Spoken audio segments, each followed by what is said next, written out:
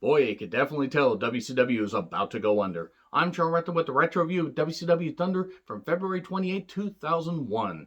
Said before, I'll say again, Thunder was the most unnecessary mainstream wrestling program of the last 25 years. From the very beginning, and even like after like 6 months to a year, it was obvious that they were just featuring, like, it was basically the B show, which there's nothing wrong with having an A and a B show. But then after talents were leaving, and or the older guys were like phasing out, they were like, shit, we need to fill more programming. Let's bring a bunch of people from the power plant that may not even be ready, but we need talent to fill it out. By this point, Bischoff's group was trying to buy WCW. I believe that was a timeline, and that wouldn't end up working out because Jamie Kellner was a fucking asshole. But they still had to fulfill the TV contracts, and this particular show, they were taping Thunder after Nitro to cut costs. Made sense. And they had just come off of a Nitro in New Orleans. They had a pretty hot crowd. Now, it wasn't a full crowd, but it was a hot crowd. They reacted to Booker T's return. DDP, being in the crowd and everything. Ernest Miller resigning as commissioner. They recapped that stuff to start off. And there was some energy there. I'm not saying that it was going to save the company, but there was some energy there in the last few weeks of WCW. And then with this particular show, there were so many matches that were stretched like, 3 times as long as they needed to be. You could actually sit there in the crowd shots, like pause it and count the empty seats. And you probably would have gotten, pretty damn high, because I think there were maybe 2,000 people left in the arena, and they had to pipe in a lot of crowd noise to cover that up. I'm not saying the fans that were there didn't react, but there was way too much noise for how little of an audience they had in the arena. Shivani and Tanay on commentary, Kwee and Mike Sanders versus the Young Dragons, Cruiserweight Tag Title quarterfinal tournament match, and Kwee and Mike Sanders, unlikely tag team. This is not WWE, so they did not win. The Young Dragons won. In a match that just, it was fine. It was fine. It was just weird that Kwee and Mike Sanders were teaming up, and you actually would be remiss if you forgot they were cruiserweights. By the way, Yang won with a corkscrew on Mike Sanders. At least Mike Sanders wasn't, all over television winning matches that he had no business winning, i.e. all of them. So Stasiak is in a limo because apparently we needed more M.I. Smooth, and he tips him with one of his autographs, and M.I. Smooth is upset. I forgot that he was under contract still. And they were trying to make Stasiak more like the Perfection, when he teamed with Kurt Hennig and then faced off against Kurt Hennig, and it was weird. And I got nothing against Sean Stasiak, I just don't understand why they were doing this suddenly, because they had broken up the Natural Born Thrillers.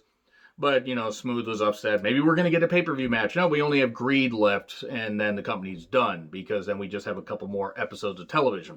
So, Booker is here. He said he's been injured since Mayhem, hence why he's been off. And he had a lot of hate in his heart, but he wants to get revenge on Scott Steiner. And then here's Scott. Flair does want to face Booker. We get a match tonight, but it's non-title, of course. Covering this stuff a lot quicker because there's really no reason to go over all the words. So Booker at least got a decent reaction from the crowd. And Scott Steiner just in warm-ups, basically saying he was going to destroy... Warm-ups and chainmail. I don't know why that made me laugh. Chavo says that Johnny Swinger and Jason Lee, not that one, hey, why don't you take out Helms and then maybe there will be something in it for you. Stasiak calls himself the Mecca of manhood. Whatever, we're going back again to Perfection. Stasiak versus Johnny the Bull. Why did this go so long is my question. This is a relic of the past. If you get that reference, I love you guys. This did not need to go as long as it did. It was fucking ridiculous. I don't understand why it happened. Nothing against either of these guys. They're great athletes. I just didn't understand why this match needed to go that long. This was the definition of filler, and I don't even know her. Jindrak hits Bull on the outside, around the outside. Vito then goes to help, but he tangles a Rick Steiner backstage. So we get the Hangman's Neckbreaker, Rude Awakening, 1, 2, 3. And then he leaves an autograph on his chest. Apparently they are now trying to make him the $1 Million Man, just not stuffing the autograph in the mouth. That's a good thing. That would have been bad. So Helms cuts promo about Chavo and, being... and how Jimmy Hart saw something in him and everything. And good. You know what? Good stuff. This was good. Helms actually is a pretty damn good talker. Palumbo then shoves Disco Inferno down because everybody hates Disco. That is a line that Mike Tenay said a little bit later, and he's right. Everybody does hate Disco. Nobody likes Disco Inferno. If you do, you're wrong. No, I'm not actually saying. If you actually like Disco Inferno, that's fine.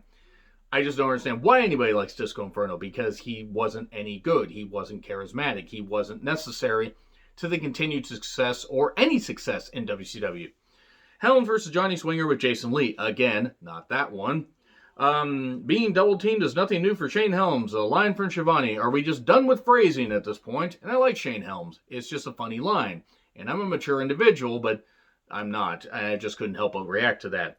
So, despite the double team attempts, Jason Lee, again, not the actor, trying to get out there and trying to get at Helms. Vertebreaker, 1, 2, 3. This one went a little bit long, but it wasn't bad.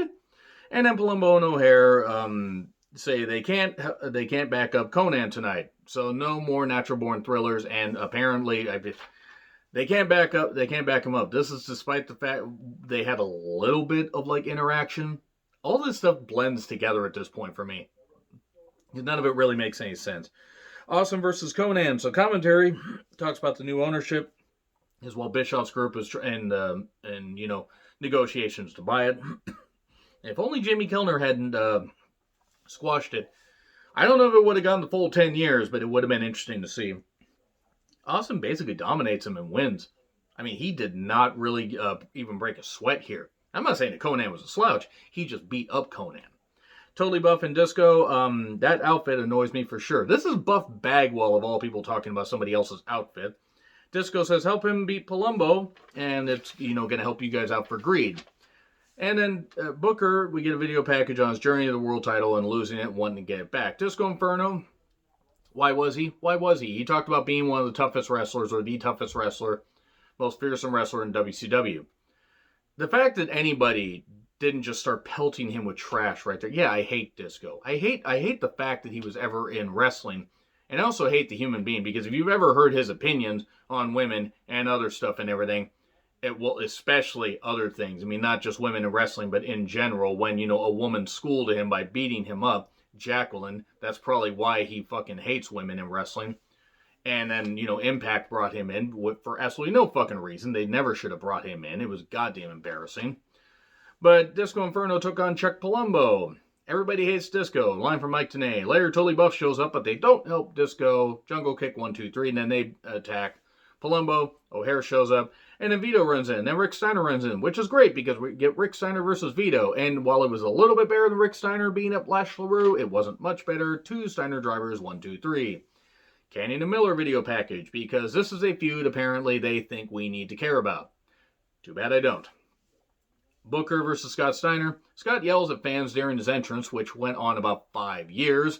And then 7 minutes left, and they tried to fit a lot of shit in. Booker got the axe kick, but Rick shows up. Despite not hitting Booker, the ref calls for a DQ. That's usually what happens.